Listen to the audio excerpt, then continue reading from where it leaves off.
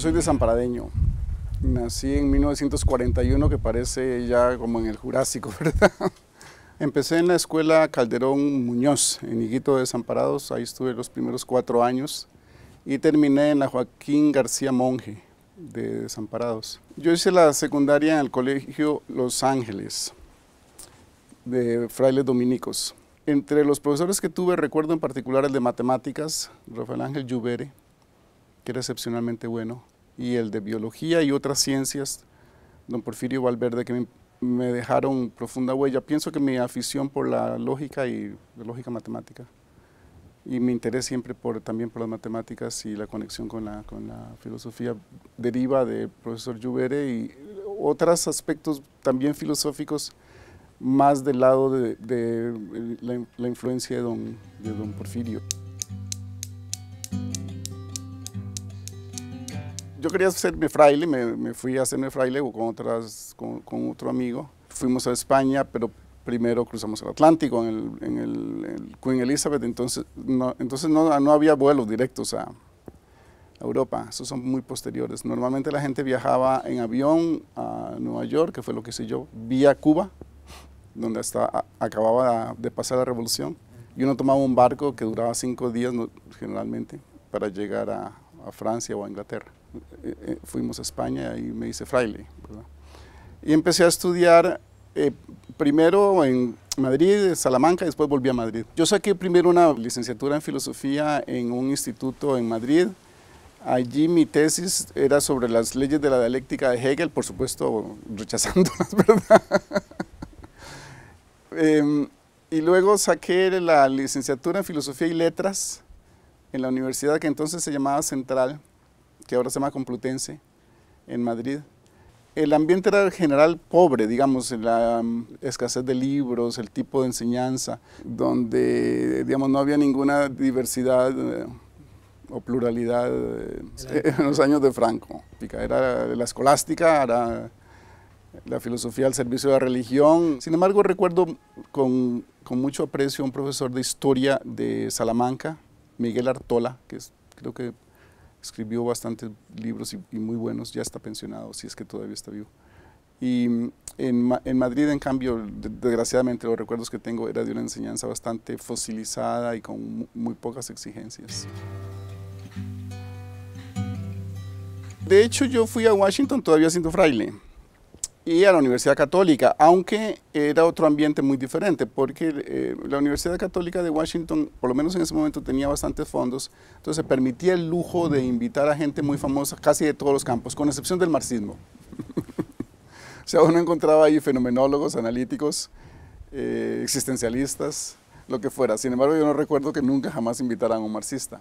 El ambiente era muy diferente, o sea, los estudiantes estudiaban mucho, y una cosa muy buena que tenía entonces ya, y ahora lo han intensificado mucho más en los Estados Unidos y en otras regiones de Estados Unidos y en en Washington y en otras regiones del continente, es el sistema de consorcios universitarios. Entonces, cuando uno se matriculaba, o se matricula en estos momentos en una universidad, el carnet de la universidad le permitía llevar cursos e incluso usar la biblioteca de otras universidades de la región o de la zona.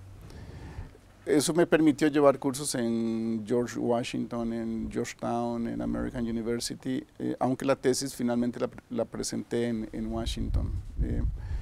Ahí de los profesores que tuve recuerdo varios muy buenos, particularmente William Wallace, que fue el que me dirigió la tesis.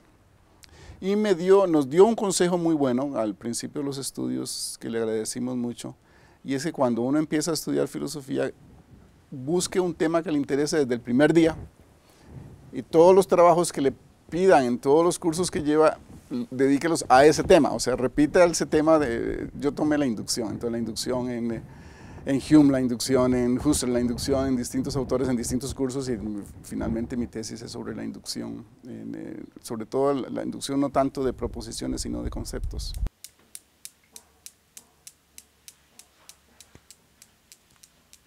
Es un momento dramático. Hay dos figuras en el siglo XIX que siempre me interesaron mucho, que es Bolzano, el gran lógico y matemático, que fue cura, y se peleó con la iglesia porque interpretó los dogmas en sentido cultural, y lo echaron, y entonces se dedicó a las matemáticas y llegó a ser uno de los grandes matemáticos y lógicos del siglo XIX. Y Brentano, que también fue dominico, Franz Brentano, que fue el profesor de Husserl y de Freud en Viena, el gran filósofo de Viena durante la segunda mitad del siglo XIX, que se peleó con la Iglesia por el dogma de la infalibilidad pontificia, con la cual no estuvo de acuerdo, entonces se dedicó a la filosofía. Digamos, desde el punto de vista emocional, por supuesto es un cambio muy grande, pero en esa época, esos años fueron de muchísimo cambio constante.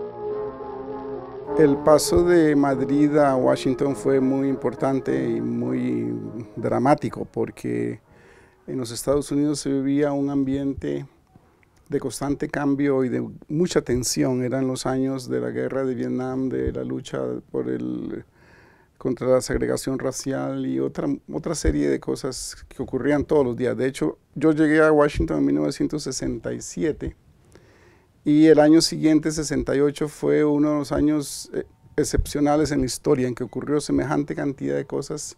Dr. Martin Luther King, Jr. Thank you, Mr. Randolph. I would simply like to say that I think this has been one of the great days of America. En medio de todo ese cambio, yo personalmente pasé más bien de la Edad Media al siglo XX. Yo no tenía ningún compromiso con la Universidad de Costa Rica ni ninguna institución en el país.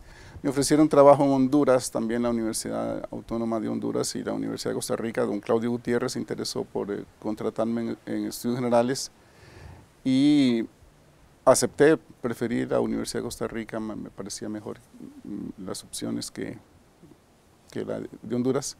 Y empecé a trabajar en estudios generales a principios del 72.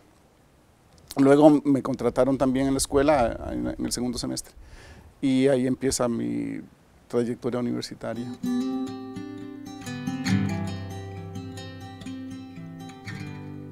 El primer curso que di en la Escuela de Filosofía fue un seminario sobre analítica. Posteriormente, mi interés por los temas del desarrollo y la ciencia y la tecnología vienen de un seminario que se dio en el CONICIT, cuando estaba recién fundado el Consejo Nacional de Investigaciones Científicas y Tecnológicas. Organizaron un seminario muy interesante con profesores traídos de Argentina y de otros países que ya tenían larga experiencia en organismos nacionales de ciencia y tecnología e invitaron a un grupo de personas de todo Centroamérica. ¿Por qué me invitaron a mí? No lo sé, porque yo era un profesor universitario que tenía pocos años, poco tiempo de trabajar. Pero les agradecí mucho porque me interesó muchísimo el tema y desde entonces eso es una de las cosas sobre las cuales he escrito, ¿verdad? Particularmente la relación entre ciencia, tecnología y desarrollo, que culminará muy posteriormente en una primera versión de la ley 7169 sobre desarrollo científico y tecnológico, aprobada en 1990.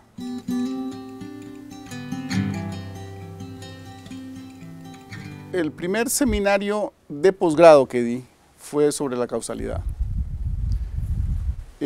Por aquí es causalidad y determinación. Aquí aparece un artículo mío sobre las nociones de causalidad. Posteriormente escribimos el libro para la secundaria que después se convirtió en un bestseller, Filosofía para la Educación Diversificada, a solicitud del Ministerio de Educación. Eso es una obra conjunta con Elio Gallardo y Roy Ramírez. Yo estaba dando clases de lógica, filosofía de la ciencia y ya empezaba a interesarme para escribir cosas sobre ciencia, tecnología y desarrollo, pero será un poquito posterior cuando salgan mis obras de lógica ya más serias, como la Introducción a la Lógica y Lógica Simbólica. Y el otro libro, el Cultura de Desarrollo desde América Latina, sería, junto con Tecnología para el Desarrollo Humano, los que tendrían, creo yo, la formulación ya más específica sobre estos temas de relación entre ciencia, tecnología y desarrollo.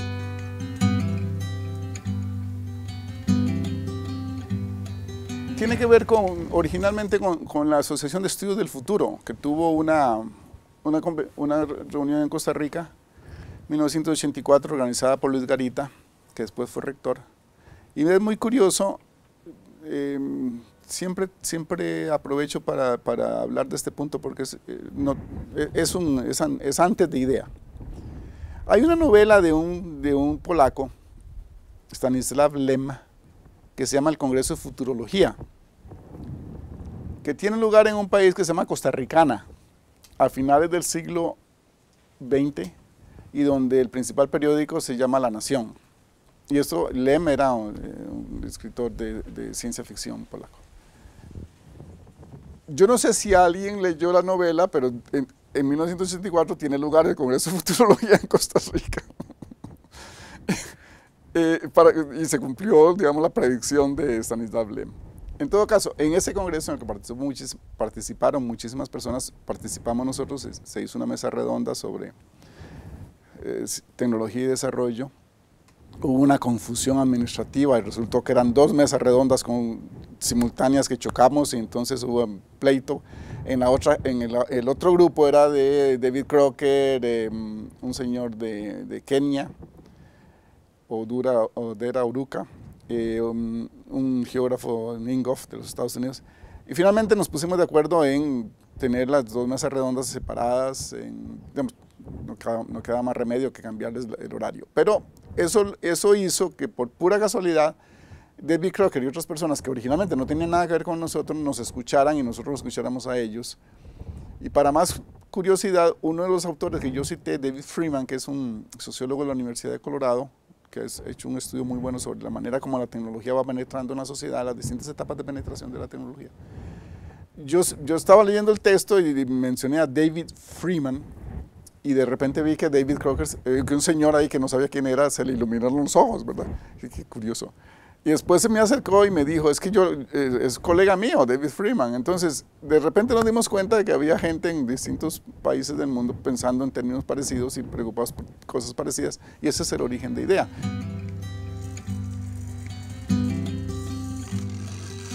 Privilegio de la lógica sobre cualquier otro aspecto de la ciencia. Yo soy claramente del bando internalista, en el sentido de que lo que me interesa más es la lógica de la ciencia misma, la estructura de la explicación científica que llamarían los analíticos. Por supuesto que se puede hacer estudios socioeconómicos, sociopolíticos de la ciencia y de cualquier otro fenómeno cultural, pero esos a su vez tienen que estar regidos por algún criterio normativo de racionalidad, que es lo que llamamos lógica, ¿verdad? Entonces, esa idea de que cualquier idea científica tiene que ser explicada por el contexto socioeconómico en que aparece y deriva su validez de ese contexto y es relativa a ese contexto, nunca me ha parecido,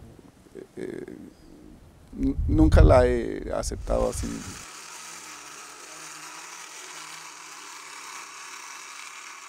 He tenido la oportunidad de estar en congresos, seminarios, reuniones en una enorme cantidad de países. Cuando yo era un niño en Higuito Desamparado, jamás imaginaría que iría, por ejemplo, a África, que hubiese estado en la Universidad de Makerere en Uganda o en Suecia, en Gotemburgo. Pero he tenido esa suerte o ese privilegio. El panorama de los congresos, reuniones, seminarios internacionales es muy variado. Yo diría que cuanto más masivo el acontecimiento, menos interesante suele resultar, ¿verdad? Pero de vez en cuando hay excepciones. Por otra parte, en grupos más pequeños tuve la oportunidad de conocer a una gran cantidad de gente como Ayer o como Barkan Marcus, Quine, de gente muy de primera línea, Steinmüller en filosofía de la ciencia, Mario Bunge, una gran cantidad de figuras de primera línea, de manera que eso es una experiencia invaluable, me parece, ¿no?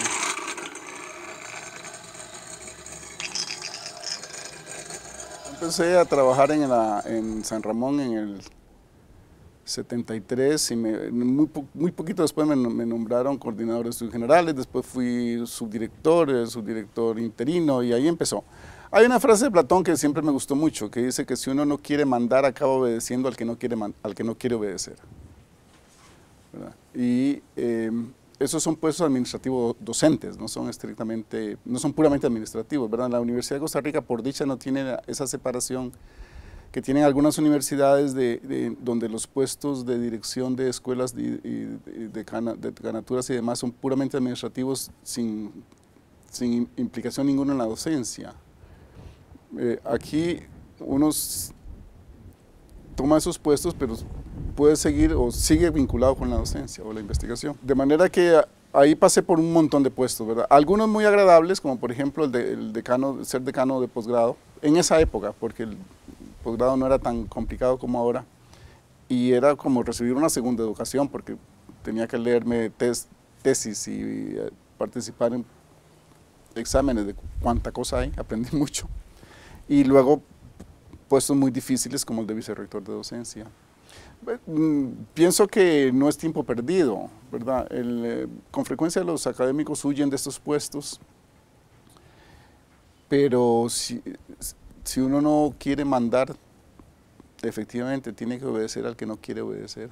Fernando Durán Ayanegui, que fue vicerrector de docencia, decía que ser vicerrector de docencia era como batallar con un pulpo, contra un pulpo, ¿verdad? Que tiene 8 tentáculos, que era una cosa tremendamente difícil, y efectivamente es un puesto agotador, ¿verdad? Absolutamente agotador. Yo recuerdo que me medían el número de cartas por metro.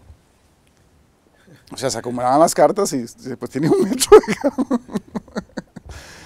Por desgracia nos tocó un periodo en que había que poner orden en varios lugares de la universidad donde se había introducido un grado de corrupción, por lo menos para mí, inverosímil, ¿verdad? Prácticamente un saqueo sistemático de la institución en 2 o 3 puntos álgidos, más otro montón de abusos que había. De manera que, afortunadamente, el señor rector, don Gabriel Macaya, puso orden y dio siempre el apoyo a todos que teníamos que tratar de poner orden desde nuestros respectivos puestos.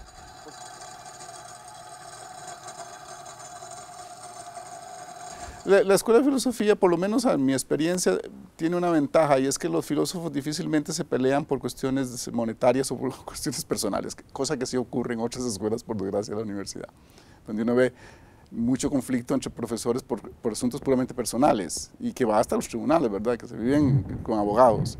En filosofía los pleitos son más por ideas, excepto algunas épocas un poco tormentosas, pero en general tiene esa ventaja, que los filósofos son menos problemáticos desde el punto de vista de relaciones personales.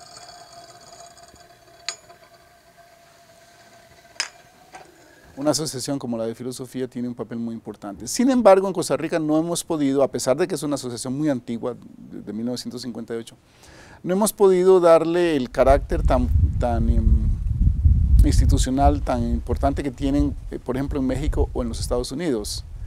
Hemos mantenido la tradición de la discusión filosófica, muy valioso, porque pienso que la discusión de ideas, como dice Aristóteles en La Política, libro 5, capítulo 9, los tiranos evitan la discusión de las ideas, porque los tiranos, el tirano, que describe muy bien Aristóteles, tiene que evitar todo lo que produzca seguridad en los ciudadanos, y una de las cosas que produce seguridad en la gente es la capacidad y el poder discutir de las cosas, ¿verdad?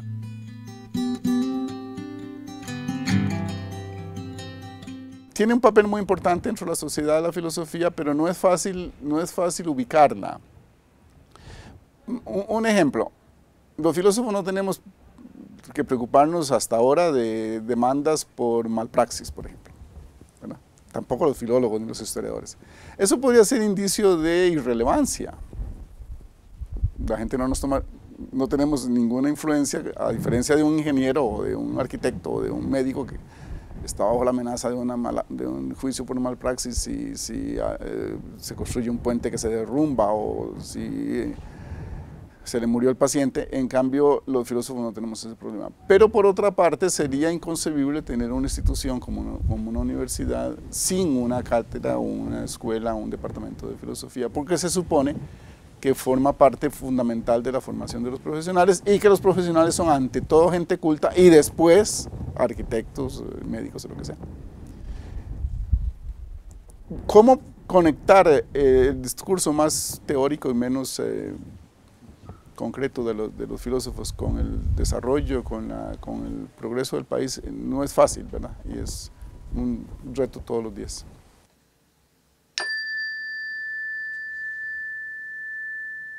Yo me pensioné básicamente por un problema de salud. Tenía que atender un problema serio de salud y no podía hacerlo si no era pensionándome.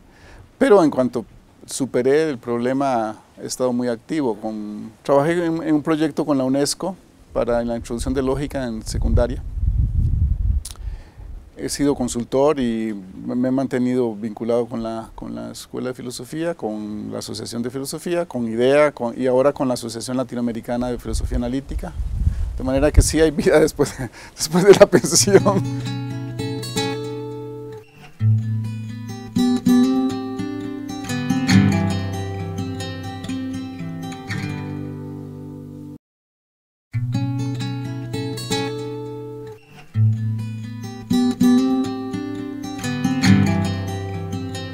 Clark dice que la tecnología suficientemente avanzada no se diferencia de la magia. Porque todo esto parece magia, ¿verdad? Esto sí sería magia. Vamos a ver.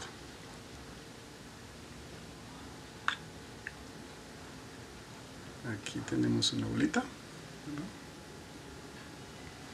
La guardamos.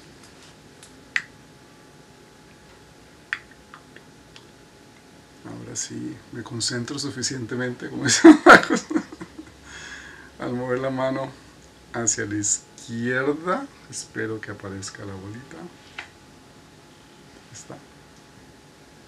Pero si la muevo hacia la derecha, me va a desaparecer.